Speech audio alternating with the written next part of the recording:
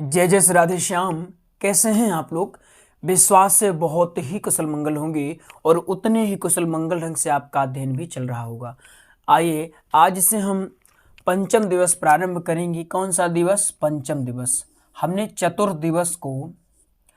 चतुर्दिवस को बेहतरीन ढंग से हमने सब कुछ इसमें कवर कर लिया है। अभी इसमें कुछ नहीं बाकी है, यानी चतुर्दिवस की जो क्लास है ये पूरी तरह से कंप्लीट हो चुकी है। हमने श्लोक अच्छे से जान लिया है, प्रसंग जान लिया है, संपूर्ण दृष्टांत जान लिया है। लगभग चतुर्दिवस आपका कंप्लीट हो चुका है। आज से हम पंचम दिवस समझेंगे और पंचम दिवस में क्या आता है? ब्रज कथा। पंचम दिवस में जो आपको कथा बोलनी है उसको बोलते हैं ब्रज कथा। आपने चतुर्दिवस में जन्म समझा कि जन्म कैसे हुआ राम जी का और जन्म कैसे हुआ श्याम जी का। आपने सूर्यवंश और चंद्रवंश का परिचय समझा था, बेहतरीन ढंग से आपने सब कुछ समझा था। अब हम जानेंगे ब्रज कथा। ब्रज कथा में क्या क्या हमें जानना है, यानी पंचम दिवस में हमें क्या क्या बोलना है। अगर आपके मन में संशय रहता है कि पंचम दिवस में गुरुजी कौन कौन सी कथाएं बोलें, तो हमने एक लिस्ट तैयार कर दी है कि पंचम दिवस में ये सब कुछ बोलना है और इनको हम आज बता देते हैं और आगे जो क्लास हमारी आएंगी उसमें हम इनका अध्ययन डीपली करेंगे, यानी गहराई से इनका अध्ययन करेंगे। एक एक छोटी छोटी बातों से लेकर के बड़ी बड़ी गहन बातों को समझने का प्रयास करेंगे। आज हम थोड़ा अस्वस्थ महसूस कर रहे थे, एक मैसेज हमने डाला था आप में, लेकिन हमने विचार किया कि अगर क्लास डिले होती गई तो फिर प्रॉब्लम होती है, इसलिए क्लास डिले ना करें। अस्वस्थ हैं अभी, डॉक्टर साहब को अभी दिखाना है, कल से दिखा रहे हैं और कल का आज हो गया, आज का पता नहीं क्या होगा। लेकिन आप अध्ययन करें, हमारे लिए सिर्फ आपका अध्ययन मायने रखता है। तो आइए आज बढ़िया समझते हैं जो ब्रज कथा है। पहले इसके बारे में आप समझ लीजिए। ब्रज कथा, जो ब्रज मंडल है 84 कोस में फैला हुआ है। कितने? 84 कोस में। एक मोटी मोटी जानकारी आप समझ लीजिए, बाकी हम इसकी गहन जानकारी आपको बताएंगे। अब आप एक डायरी, अपनी नोटबुक ले लीजिए। क्या ले लीजिए? अपनी जो आपकी खुद की नोटबुक है, अपनी नोटबुक ले लीजिए और नोटबुक में लिखना प्रारंभ कर दीजिए, क्योंकि आपको हम एक सिलेबस आज बताने जा रहे हैं। सिलेबस का अर्थ क्या होता है? विषय वस्तु। विषय वस्तु से हमें फायदा क्या होता है? जब आपको विषय वस्तु की जानकारी होती है, किसकी? विषय वस्तु की आपको जानकारी होती है, तो आपका एक कॉन्सेप्ट क्लियर होता है कि आखिर हम ये सब कुछ बोलने वाले हैं। तो आज आप ये जानेंगे पंचम दिवस में क्या क्या बोलना है। बहुत जल्दी आप लोग समझ लेंगे, इसके बाद क्लास आपकी स्टार्ट हो जाएगी। सबसे पहले इसमें आता है बाल लीला का वर्णन। क्या आता है? बाल लीला का वर्णन इसमें आपको करना है। बाल लीला का वर्णन आपको करना है। किस दिन? ये आपका पंचम दिवस चल रहा है, ये याद रखिएगा। तो आप अपनी नोटबुक नोट करिए, ओपन करिए और उसमें लिखिए। इसी क्लास के साथ ही लिखा करिए ताकि आपको समझने में कोई खास दिक्कत ना हो। तो लिखिए पंचम दिवस। क्या लिखना है? पंचम दिवस की विषय सामग्री। पंचम दिवस की विषय सामग्री। एक मिनट रुकिए, हम भी यहाँ भी लिख देते हैं ताकि आपको कोई भी समस्या ना हो। आराम से समझ के चलना है, कोई जल्दबाजी नहीं करना है। और आज आप लोग बहुत कुछ सीखने वाले हैं। आज आप लोग क्या सीखने वाले हैं कि पंचम दिवस की कौन कौन सी कथाएं होती है, कौन कौन सी कथाओं को बोलना है। तो यहाँ पहले लिखिए विषय सामग्री। विषय सामग्री। विषय सामग्री में क्या लिखेंगे? पंचम दिवस की विषय सूची। क्या लिखेंगे? पंचम दिवस की विषय सूची। आइए अब लिखना प्रारंभ करिए। सबसे पहले लिखे बाल लीला का वर्णन। बाल लीला का वर्णन। सबसे पहले आपको बाल लीला का वर्णन करना है। आपने जन्मोत्सव बढ़िया से धूमधाम तरीके से चतुर्दिवस में मना लिया था, अब बाल लीला का वर्णन करना है। ये सब वैसे देखें तो बाल लीला के अंतर्गत ही आते हैं, लेकिन हमने इनका भी तोड़ दिया है ताकि आपको और अच्छे से समझ में आ जाए। लिख गया सब। दूसरा है सकटासुर का वध या फिर सकटासुर वध कथा। सेकंड है सकटासुर वध कथा। थर्ड है तृणावर्त उद्धार। क्या है? तृणावर्त उद्धार। फोर्थ है माखन लीला। माखन लीला आपको क्लास में है लिखते जाना है। आपकी एक जो नोटबुक होगी, आपकी जो स्वयं की डायरी होगी, ये आपको कथा के दौरान बहुत हेल्पफुल होने वाली है, क्योंकि अपनी जो नोटबुक होती है आपको सब समझ में भी आए कि कहाँ हमने क्या लिखा है। तो जब आप सामने रखे रहेंगे, कुछ भूलने लगेगा तो आप उससे देख करके बोल सकते हैं।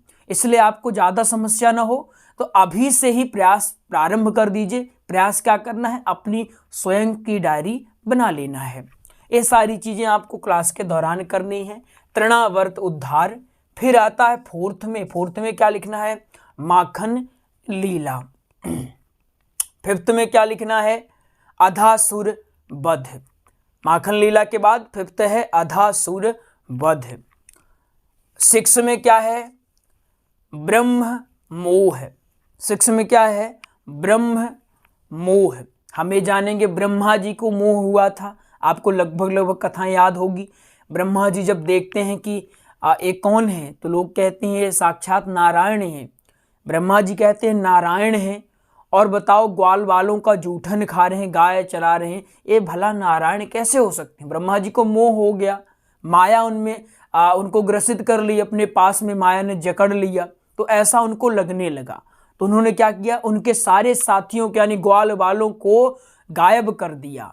जब गायब कर दिया तो भगवान नारायण या श्री कृष्ण जी ने जितने भी ग्वाल वाल थे, बल्कि यहाँ तक कि एक एक बछड़ों का भी रूप धारण कर लिया, और जैसे सब लोग थे वैसे का वैसा रूप धारण कर लिया। जब ये ब्रह्मा जी देखे कि 1 महीना हो गया तो अभी तक कुछ खबर नहीं चली, यहाँ कोई ढूंढने नहीं आया, चलो देखते हैं क्या हुआ आखिर। जब आकर देखे ब्रज में तो देखे वहाँ चोरी करके ले गए थे, जिनको उन्होंने गायब किया था, वो वहीं खेल रहे थे। तब ब्रह्मा जी समझ के आए, निवेदन किए, प्रणाम किए, सब कुछ ये हम क्लास में जानने वाले हैं। अभी आप केवल समझ लीजिए कि हाँ ऐसा ऐसा हमको समझना है। अभी केवल ये विषय सामग्री बना रहे हैं। जैसे रोड बनती है ना, सड़क बनती है या कोई मकान बनता है, तो क्या होता है? पहले उसका स्ट्रक्चर बनाया जाता है, मैप बनाया जाता है कि हाँ हमको ये सब चीज़ें करनी है। और अगर बिना स्ट्रक्चर के प्रारंभ कर दें तो क्या होगा? हमें पता ही नहीं चल पाएगा पहले छत की ओर जाना है कि नींव की ओर जाना है। इसलिए पहले स्ट्रक्चर, और स्ट्रक्चर क्या है इसका? विषय वस्तु या विषय सामग्री। आपने लिख लिया ब्रह्म मोह। इसके बाद 7वां आता है पूतना वध। पूतना वध यहीं पहले ही कर देंगे हम, बाल लीला में ही पूतना वध कर देंगे। ये तो लास्ट की चीजें हैं। ब्रह्म मोह जो है ये लास्ट की चीजें हैं। पूतना वध जो है हम इसको पहले ही कर देंगे। थोड़ा ये जो सीक्वेंस थोड़ा इधर उधर हो गया है, बाकी क्लास में आपका सब सही रहेगा। फिर 8वां है गोवर्धन पूजा। गोवर्धन पूजा, इसमें आपको विशेष ध्यान देके चलना है। गोवर्धन पूजा में आपको भी एक वक्ता के रूप में और एक श्रोता के रूप में दोनों जन को ध्यान रखना है कि गोवर्धन पूजा करते समय गोवर्धन जी का एक पीठ बनाई जाती है और एक झांकी निकाली जाती है। बढ़िया अच्छी सुंदर झांकी निकालनी है, और झांकी कैसे निकालनी है हम क्लास में ये भी जानने वाले हैं। झांकी आखिर कैसे निकलेगी? जो गोवर्धन महाराज हैं इनको कैसे रचा जाएगा, इनकी रचना कैसे होगी, क्या क्या इनमें लगेगा, सामग्रियां क्या क्या लगेंगी, और इनका विधान क्या है। हो सकेगा तो गोवर्धन पूजा विधान के ऊपर एक वीडियो हम बना देंगे। तो अभी इसमें हमने 8 टॉपिक लिखा है, 8 टॉपिक है। लेकिन अगर क्लास के दौरान हमें कुछ ऐसा लगा कि आपको कुछ और बता देना है, तो वो चीज़ें भी हम आपको बता देंगे। अगर एक्स्ट्रा चीज़ें कुछ ऐड करनी हुई, अभी तो हालांकि एक्स्ट्रा नहीं, अभी केवल इतना ही आपको जानना है। लेकिन अगर हमें लगा कि आपको कुछ एक्स्ट्रा ऐड करवाना है तो हम एक्स्ट्रा आपको ऐड करवा देंगे। तो आप लोग इसको देख लीजिए एक बार, और चाहें तो स्क्रीनशॉट भी ले सकते हैं। आज आपने बेहतरीन ढंग से सब कुछ समझ लिया, ये बहुत इम्पोर्टेंट है। अगर आप जैसे कुछ लोग इनको नहीं पता होता कि बोलना प्रथम दिवस में क्या बोलना, द्वितीय दिवस में क्या बोलना, तृतीय दिवस में क्या बोलना है, चतुर्थ दिवस में, पंचम दिवस में, तो आपको इसलिए हम विषय सामग्री बता दिए ताकि आप का जो कॉन्सेप्ट है क्लियर हो जाए कि पंचम दिवस में हमें क्या क्या बोलना है, तो आप चर्चा के रूप में भी ये चीज़ें कर सकते हैं। इसको आप लिखे रहेंगे तो आपको बहुत फायदा होने वाला है। अभी भले ही लगेगा कि नहीं विषय सामग्री से क्या मतलब निकलेगा, हमें तो कथा जाननी है, लेकिन हम वही चीज़ें आपको बताएंगे जो आपके काम की हैं। इधर उधर की बातें नहीं, केवल आपके काम की वही चीज़ें आपको मिलेंगी। तो आज हमने आपको 8 विषय सामग्री बता दी, इसको आप बढ़िया से नोट डाउन कर लीजिएगा। तो चलिए मिलते हैं अगले प्रसंग में, तब तक के लिए जय जय श्री राधे श्याम। और जिन्होंने नोट्स नहीं लिया है और तो आप दिए गए नंबरों में कॉल करके नोट्स प्राप्त कर सकते हैं। भागवत जी का, श्री राम कथा का, सत्संग का और भागवत की संपूर्ण भजनों का भी नोट्स तैयार हो चुका है। अपनी ऑनलाइन स्पेशल क्लास भी चल रही, चाहे उससे भी ज्वाइन हो सकते हैं। अच्छे से पढ़ते रहे, अब आपकी क्लास प्रतिदिन संचालित होगी, तो बढ़िया से देखते रहिए और सीखते रहिए। जय जय श्री राधे श्याम।